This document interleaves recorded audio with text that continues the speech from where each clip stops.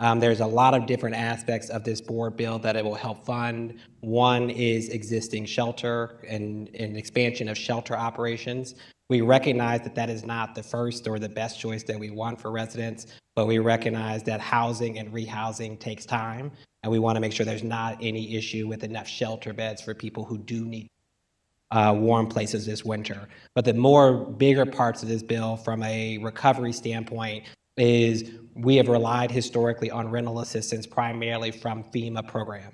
That money in that program is starting to sunset, and in December, a lot of houses will either be renewing that or will have failed to renew it. And then there are a number of residents who either did not apply or who were ineligible for that rental assistance program. So one, this expands our ability to provide rental assistance to broader populations to help them with housing, to pair that with our vacant unit turns and intermediate housing that we're making available to help people get housed.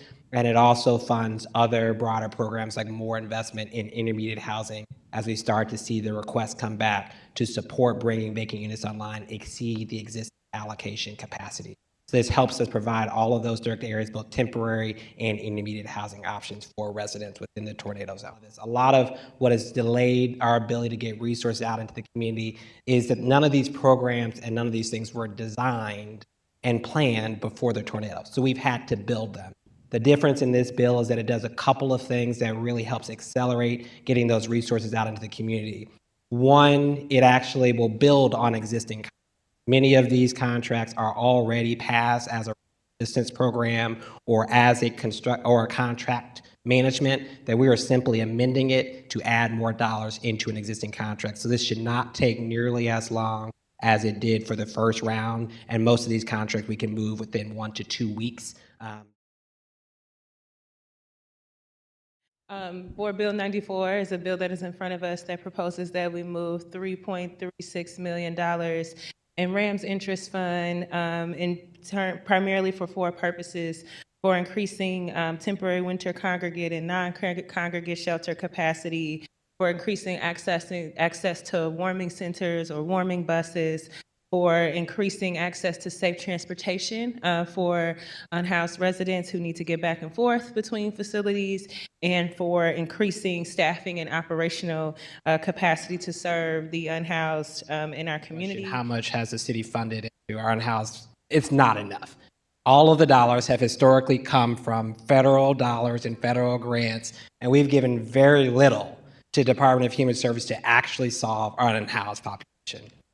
Everything that I've looked at and everything that our office has observed has been a group that has gotten enough funding where they are trying to make nothing work for a huge problem that has been massively growing for years. So from our perspective, every aspect of our planning, every aspect of our work has been a reactive, how do I make a dollar stretch when I need $10? And so what this strategy is doing is making a massive investment to make sure this year we are actually positioning ourselves to have a size of shelter that actually can fit what we know the need is.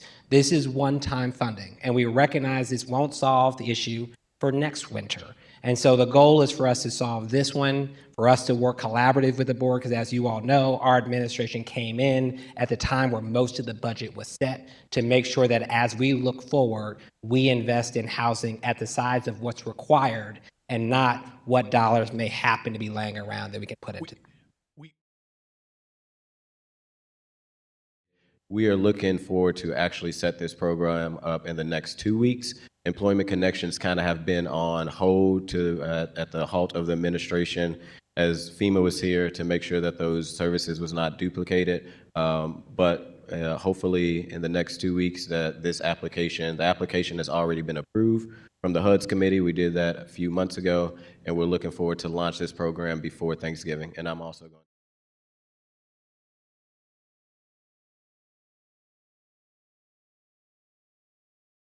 resolution is really from us as the Board of Aldermen sending a message that we're saying that we want ethical investment in our portfolio when it comes to investment. We want to make sure this Board of Aldermen has, as people say, the young folks say, have already stood on business. with passing a ceasefire down here at the Board of Aldermen. And this is just another step saying that we want to make sure that our tax dollars are going to companies that are going to be not engaging in war, but engaging in peace. Okay, I understand that. So what do we do about our companies that are here in the city of St. Louis that may be producing those types of weapons of, I just keep wanting to say weapons of mass destruction because George Bush told us that certain country had it that didn't. But what do we do about the people who work for these places that they make their livelihood about that and that they have their retirement included with that?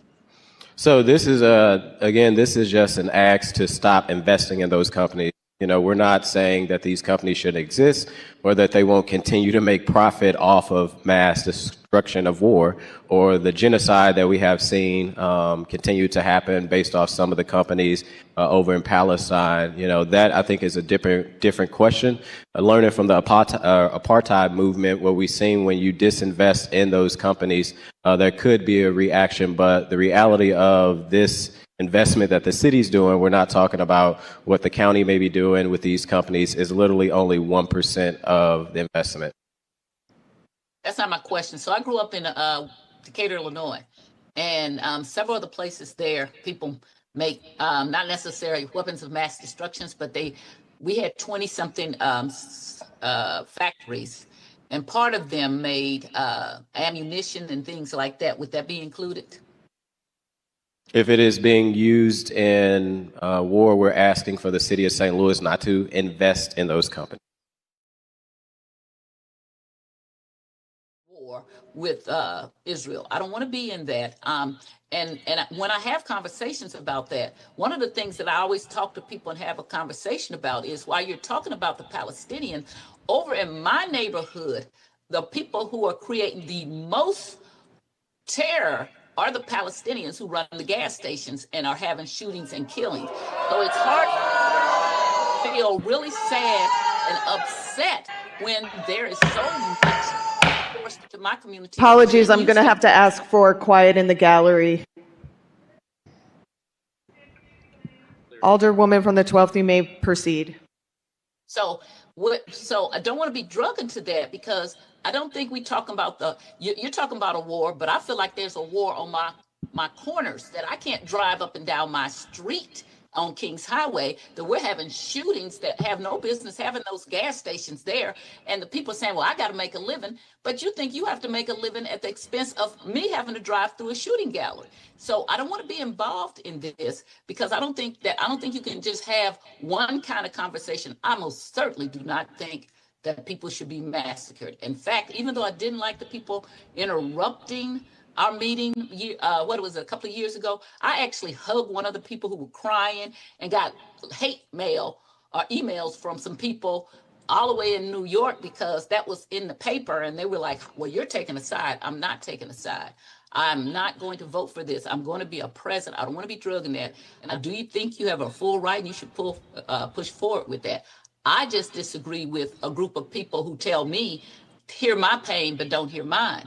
I can tell you all kind of stories about North St. Louis and the things that get pushed into North St. Louis and the pain of driving down the street and having gunfire come time and time and again from these gas stations.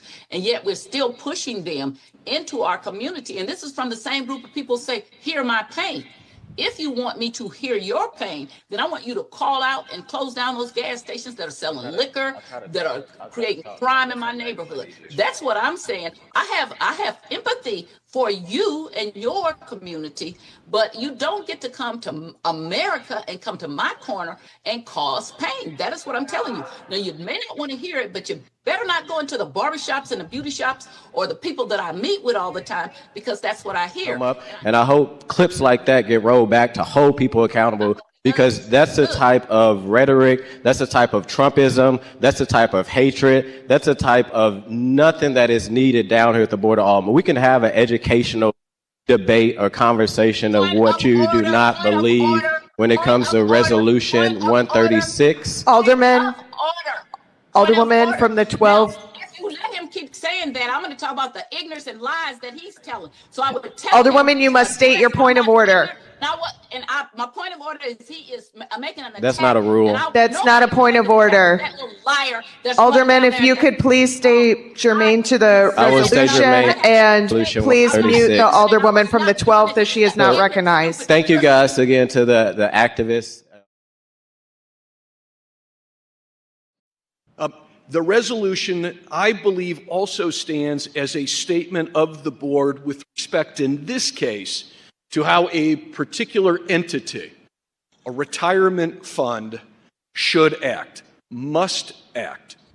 And my issue at this point has nothing to do with the spirit of this resolution or how I feel in connection with what I heard this past Wednesday evening or afternoon, but rather with my concern that we're providing direction to another entity within the city without full education and understanding as to whether this direction is feasible, whether it's possible.